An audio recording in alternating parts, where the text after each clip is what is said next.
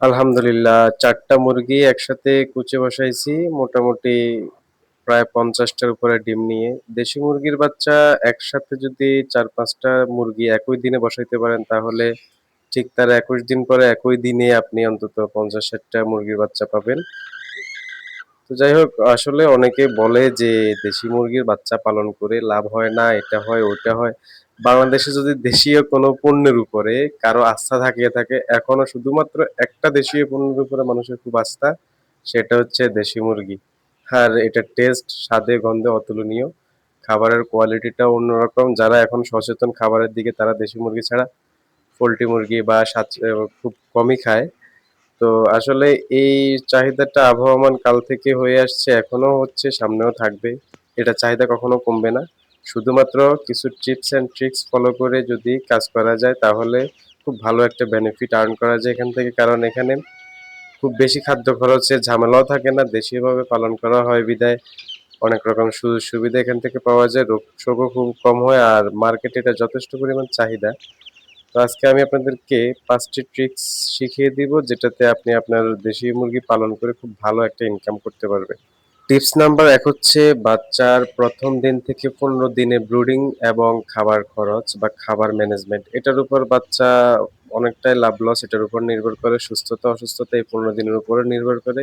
Even আপনি খামারে লাভ করতে পারবেন না লস করবেন সেটাও এই ১৫ দিনের মধ্যেই নির্ধারণ হয়ে যায়। সঠিক মাত্রায়, সঠিক তাপমাত্রায় ব্রুডিং করা এবং ১ থেকে ১৫ দিন বয়স পর্যন্ত সুষম খাবার যথাসময়ে যথাসঠিক খাবার দেওয়াটাই হচ্ছে সবচাইতে গুরুত্বপূর্ণ কাজ। এই ১৫ দিনকে বলা হয় মুরগির লাইফলাইন। তো এই ১৫ দিনটা যদি খুব ভালোভাবে ব্যবস্থাপনা করতে পারেন, যথাসময়ে ঔষধ, ভিটামিন, মিনারেল এবং সুষম খাবার, তাহলে মোটামুটি আপনি যে আপনার খামারে লাভ করতে পারবেন এটা মিনিমাম 70 থেকে 80% আপনি নিশ্চিত। তো এই ১৫ দিনে আপনি ৪ দিন বয়সে অন্তত রানীক্ষেতটা করবেন। এরপরে কিছু কন্টিনিউ ভিটামিন রাখবেন এবং খাবার দিবেন বাজারের সবথেকে ভালো স্টার্টার ফিডটা। স্টার্টার ফিডটা খাওয়ালে রোগ প্রতিরোধ ক্ষমতার পাশাপাশি বাচ্চার দ্রুত গ্রোথটা বেড়ে যায়, যেটা পরবর্তী সময়ে খুব ভালো একটা ইফেক্ট পড়ে।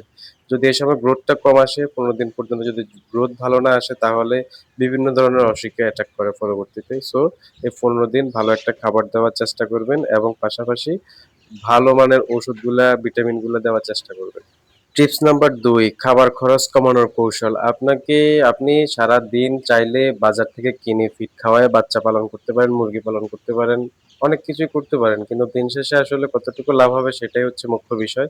তো বাজারে ফিডের যে দাম, সেই দামে কিনে ফিড খাওয়ানোটা আসলে কখনোই লাভজনক কিছু বলে আমি মনে করি না। তো সেজন্য সুষম খাবার মেইনটেইন করে আপনি যদি ভালো কিছু কোয়ালিফাইড ফিড নিজে বানাইতে পারেন, তাহলে আপনি খুব ভালো একটা আউটপুট এখান থেকে পাবেন। আপনার সুষম খাবার ঠিক থাকবে এবং ভিটামিন, মিনারেল যাবতীয় পুষ্টিগুণ ঠিক থাকবে। কিন্তু খাবার খরচ যদি আপনি 50% কমায় আনতে পারেন, তাহলে আপনি অনেক ভালো কিছু আর্ন করতে পারবেন। এবং দেশি মুরগি যদি আপনি অন্তত বাইরে ছেড়ে পালন করেন, তাও আপনার এই খাবারের বিষয়টা খেয়াল রাখতে হবে। যাতে করে গুণগত মান বা পুষ্টিমানটা ভালো পাওয়া যায়। তো সেজন্য খেয়াল করবেন নিজে হাতে বানিয়ে ফিড খাওয়াতে।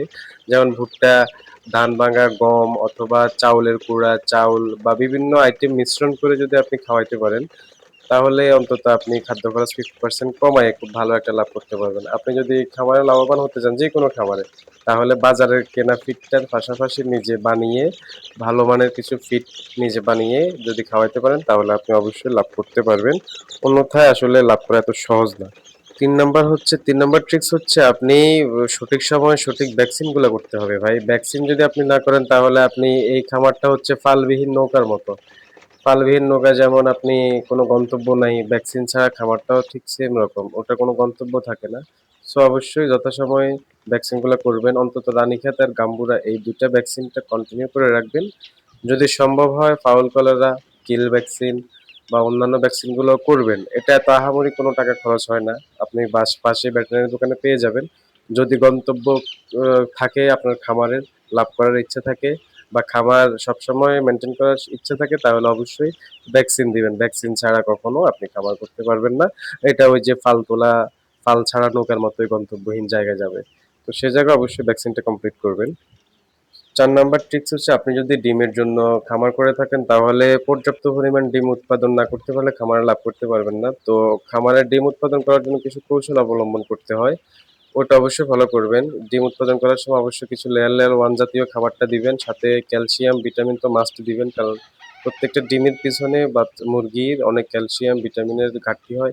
এটা যদি আপনি পূরণ করতে পারেন তাহলে আপনি ভালো একটা উৎপাদনমুখী প্রতিষ্ঠান করতে পারবেন এবং ওখান থেকে লাভ করতে পারবেন। সুতরাং এই সময় অন্তত ডিম পাড়ার সময় কোনো প্রকার কিপটামি চলবে না। কিপটামি করতে গেলে আপনি খামারে লস খাবেন। একদম শেষ ট্রিক্স হচ্ছে ৫ নাম্বার ট্রিক্স। এটা আসলে খুবই গুরুত্বপূর্ণ। সেটা হচ্ছে আপনি লিটার ব্যবস্থাপনা ঠিক রাখতে হবে। মুরগি সুস্থ থাকে আপনার লিটারের উপর, বাসস্থানের উপর। তা আপনার লিটার ব্যবস্থা এবং বাসস্থান ব্যবস্থা যদি ঝঞ্ঝার মুক্ত না হয় বা আপনার যদি নিরাপদ, সুস্বাস্থ্যসম্মত না হয়, তাহলে আপনি ওখান থেকে লাভের আশা করতে পারেন না। কারণ দিন শেষে আপনার মুরগিগুলা যে ঘরে থাকবে, ঘর যদি ভাইরাসে আক্রান্ত হয়, ব্যাকটেরিয়ায় আক্রান্ত হয়, স্যাঁতসেঁতে হয়ে থাকে, লিটার ব্যবস্থা ভালো না থাকে, আবহাওয়া চলাচল না করে, তাহলে ওই ঘরে আপনাকে রাখলে আপনিও অসুস্থ হয়ে যাবেন, আপনিও দম বন্ধ হয়ে মারা যাবেন। তাহলে অবলা এই পাখিগুলাকে যদি আপনি ও তো কথা বলতে পারেন না। তারা তো বলতে পারবে না যে আমার লিটারটা ভিজা, লিটারটা চেঞ্জ করে দেন। তো এটা আপনাকে বুঝতে হবে যে আপনার লিটার ব্যবস্থাপনা, খাদ্য ব্যবস্থাপনা, বাসস্থান সব ঠিক আছে কিনা। আপনি যদি সবকিছু ঠিকঠাক দেন তাহলে অবশ্যই ওরাও আপনাকে আপনার দেনাটা, আপনার পাওনাটা আপনাকে বুঝিয়ে দিবে।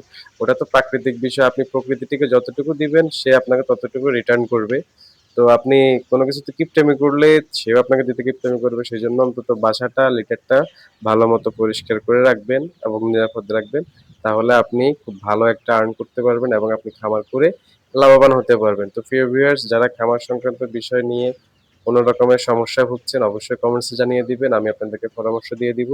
আর যারা দেশি মুরগির বাচ্চা কিনতে চাচ্ছেন তারা অবশ্যই আমার সাথে যোগাযোগ করবেন। তাহলে যেকোনো ধরনের যেকোনো বয়সের বাচ্চা অবশ্যই আপনারা পেয়ে যাবেন। ধন্যবাদ সবাইকে। আসসালামু আলাইকুম।